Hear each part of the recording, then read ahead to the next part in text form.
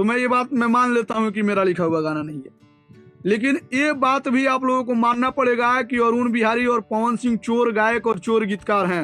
नमस्कार दोस्तों, ये जो अभी आप थोड़ी देर पहले क्लिप देख रहे थे, ये है सुमित द्विवेदी पवन जी का, जो कि भोजपुरी गीतकार हैं।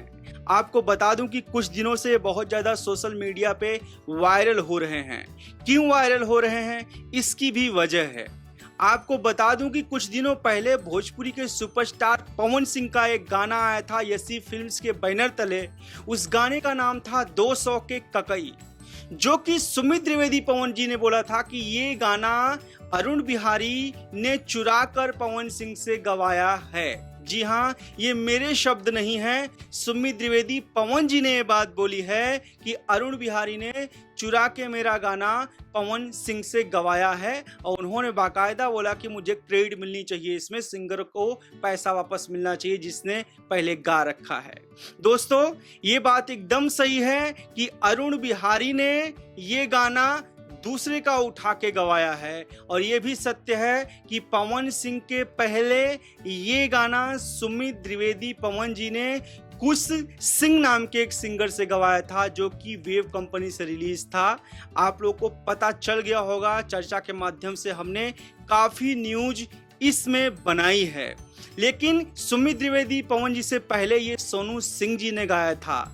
उसके भी पहले ये टी सीरीज से ऑलरेडी रिलीज हो चुका है, जो कि छोटू छलिया जी के एल्बम से गाना आया है। और इसके जो असली गीतकार हैं कहा जाए तो अमित पांडे जी हैं, जो कि आरा के हैं। दोस्तों, अगर आपके हिसाब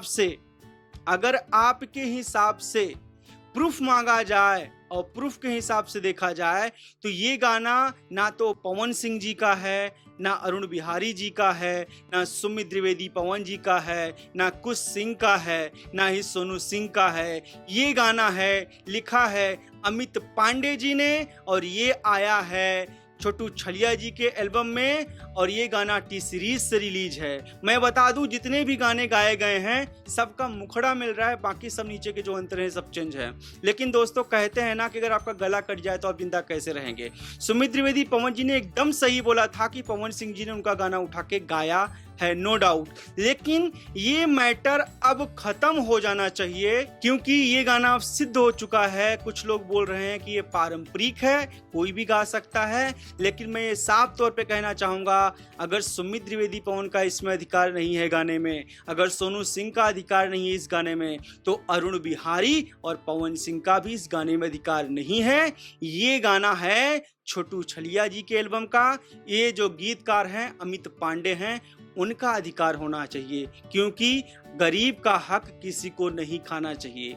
आप लोगों की क्या राय है? आप लोग जनता जनार्दन हैं, मैं सिर्फ आप लोग को चीजें बता रहा हूं, लेकिन आप लोग डिसाइड करेंगे क्या सही है क्या गलत है। दोस्तों, ये मुद्दा तो कुछ हद तक खत्म हो गया, लेकिन अभी जो है सुमित द्विवेदी पवन जी पवन सिंह जी के ऊपर आरोप लगा रहे हैं कि पवन सिंह जी अश्लीलता फैला रहे हैं भोजपुरी में, उनको पॉर्न स्टार कह के बुला रहे हैं। उन्होंने ये भी कहा कि आप गूगल और यूट्यूब में सर्च करके देख लीजिए, अगर भोजपुरी पॉर्न स्टार आप सर्च करते हैं तो पवन सिंह जी ही क्यों दिखाई दे रहे हैं।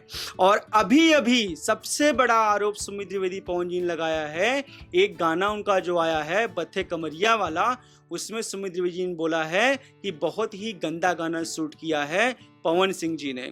आपकी क्या राय है? सुमित द्विवेदी पवन जी जो बोल रहे हैं पवन सिंह को कि अश्लीलता फैला रहे हैं, गंदे गाने बना रहे हैं, लॉकडाउन के समय जब सारी दुनिया इस समय त्राही मचा रही है, गरीब पैदल चलने के लिए मजबूर है, बेसहारों को खाना नहीं है, रोटी नहीं है, ऐसे में पवन सिंह जी ऐसी वीडियो लेके आ रहे हैं। सुमित द्विवेदी पवन जी का कहना है कि बीजेपी भारतीय जनता पार्टी के सदस्य भी हैं, देखा जाए तो नेता भी हैं, वो भोजपुरी कितने बड़े सुपरस्टार हैं, क्या उनको ऐसी वीडियो बनाना शोभा देता है? दोस्तों, आप लोग बताइए, क्योंकि इल्जाम तो हर कोई किसी न किसी पे लगाता रहता है, लेकिन ये सुमित द्विवेदी पवन जी का कहना है, ना कि मेरा कहना है। मैं फिर बता दे रहा हूं, आप लोग बताइए, जो पवन जी ने ऐसी वीडियोस अभी बनाई हैं, क्या ये उचित है? क्या ऐसे बनाना चाहिए था? और ये गाना जो दूसरों के ककई है, ये सही में आप लोग किसका मानते हैं? आप लोग कमेंट बॉक्स में कमेंट करके जरूर बताएं और बने रहिए अपने छोटे भाई कुश दुबे के साथ। तब तक के लिए आप सबको नमस्कार।